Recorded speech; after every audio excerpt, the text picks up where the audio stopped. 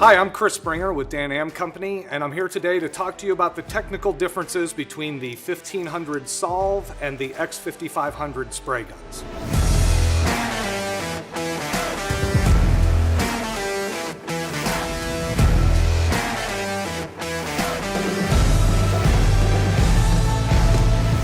Let's first start out by talking about technology in paint.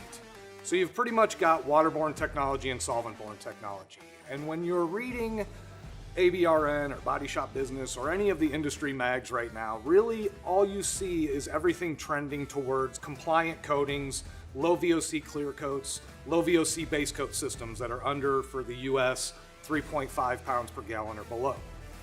That being said, there's a large demographic of shops in this industry that are still on solvent-borne technology. So when we talk about our premium platform or our 5500, our X5500 spray gun, this really, all the development work and design and engineering that goes into our spray guns as far as this platform really leans itself towards the waterborne coatings and, all technologies of clear coat. That is not to say that this doesn't work for solvent-borne or that it's a dedicated gun specifically for water, but what it does say is that most of the engineering and atomization focus that goes into this is for waterborne coatings. So that being said, waterborne requires a larger amount of energy at the air cap to atomize those droplets fine enough to get that good metallic and pearl orientation and distribution of material throughout the pattern evenly, more so than solvent does. So in the 5500 platform, we actually offer two different style patterns. We have what we call an I pattern and an O pattern. And the main differences between those, and these are just some general numbers, about that far away from the air cap, but your I pattern is roughly about 12 inches tall, and it's a little bit more of a narrow pattern, where your O pattern is 10.5 inches tall and a little bit wider. Now, the key thing to keep in mind here is, even though those pattern shapes and wetness is changing, it's the same amount of material coming out of the front of the gun.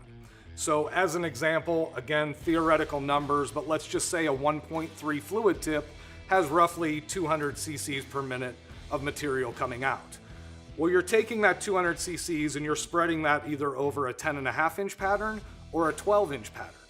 So the perception to the painter behind the gun, you can look at this as a half full or half empty glass approach, is the O pattern will always spray a little bit wetter than an I pattern, or an I pattern will always spray a little bit drier than an O. That's not to say there's one that is a right or wrong choice.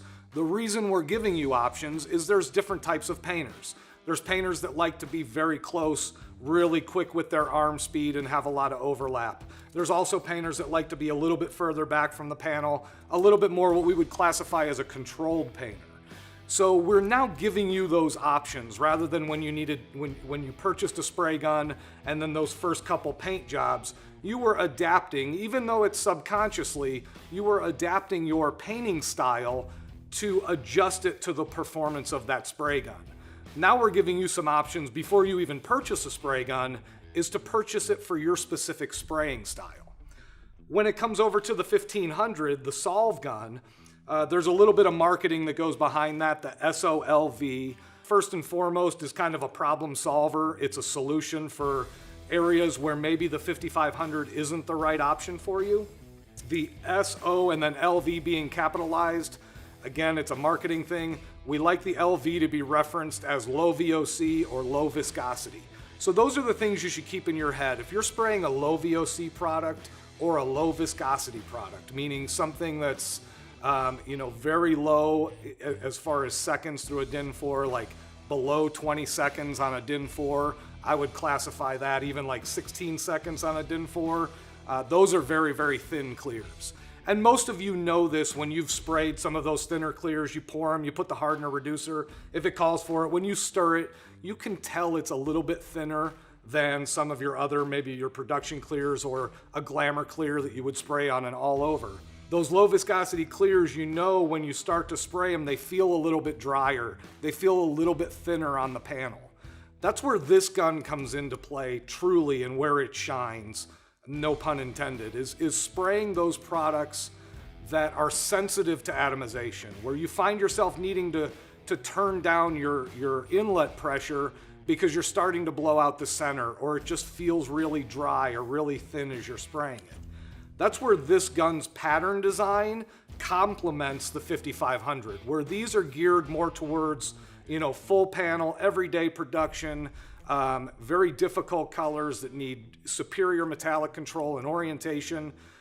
This gun kind of comes into play with products that are too finicky on this side of it.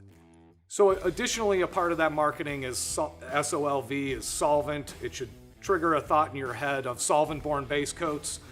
I referenced it earlier that when you're looking at any advertisements or any literature currently in our business, it's really geared towards that low VOC market. But, it's give me a little plus or minus 5%, but about 80% of our business is still spraying solvent-borne base coats. Base coats that have been around, some paint companies have introduced new solvent-borne base coats over the last 5-10 years.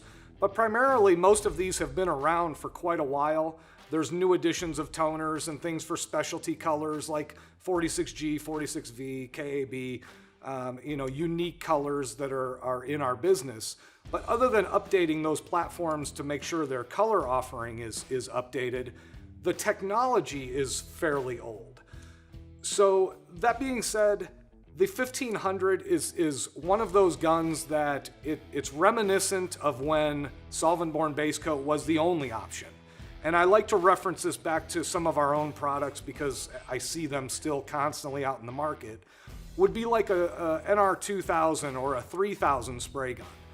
Those guns, when those guns came into existence, solvent-borne was really your only option. There was solvent-borne base coat or single stages.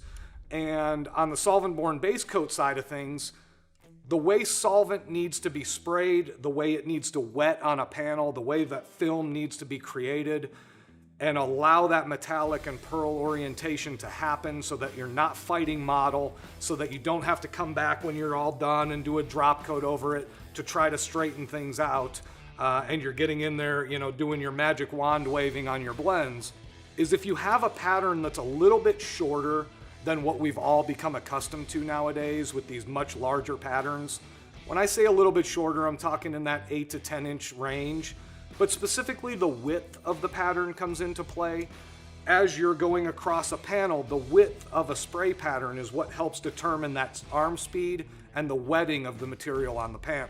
This gun specifically is designed so that when you're spraying these solvent-borne base coats, it's giving you that wetting, it's allowing that orientation to happen in the wet so that the aluminums and pearls aren't, getting stuck in their position of model that you then have to come back and fight with a drop coat. So it's allowing that base coat to go on the way it should go on. Now, when it comes to clear coats, you kind of have options. I did reference earlier that there's some low VOC clear coats, and there's certainly clear coats that I would say lend themselves to be more successful with a 1500 than maybe a 55.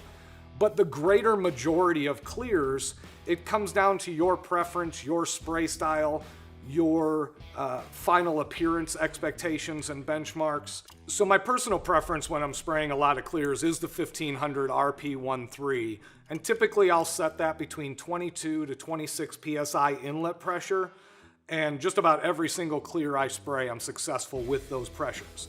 Now, where the 1500 doesn't necessarily, fill every need is the options that it comes with is both HVLP and RP with a 1.3 or a 1.4 fluid tip.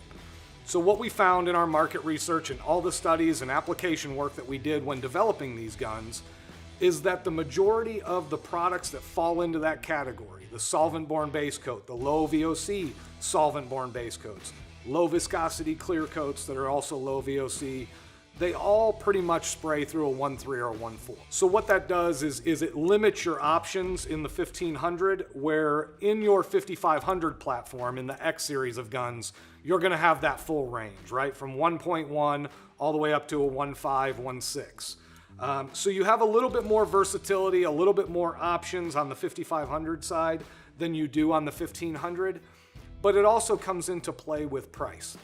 The price point of the 1500 is a lower price point than the 5500, And we're conscious of that. We know guys out in the field are price sensitive. It's something that does come into play when you're making your decision of what gun you're going to purchase. So when you're looking at these and when you're trying to figure out which gun is right for me, should I be shopping a 5500? Should I be shopping a 1500 SoLV gun? You should be asking yourself those questions. One, is price going to come into play with this? Because if it is, it really narrows you down to only having the 1500 as an option. But if price isn't something that we're going to talk about, we're going to focus on performance, then you have to ask yourself, what type of base coat system am I spraying? What types of clear coats am I spraying? What types of guns did I used to like to spray?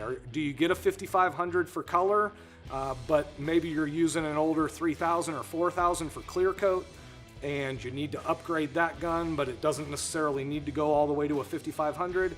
These are all good questions that you should be asking yourself when you're going in to purchase a new gun.